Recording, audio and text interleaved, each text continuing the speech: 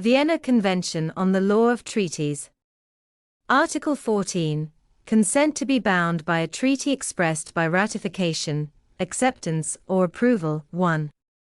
The consent of a state to be bound by a treaty is expressed by ratification when a. The treaty provides for such consent to be expressed by means of ratification, b. It is otherwise established that the negotiating states were agreed that ratification should be required. C. The representative of the state has signed the treaty subject to ratification.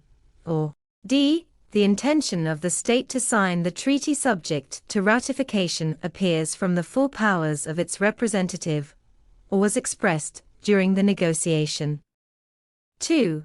The consent of a state to be bound by a treaty is expressed by acceptance or approval under conditions similar to those which apply to ratification.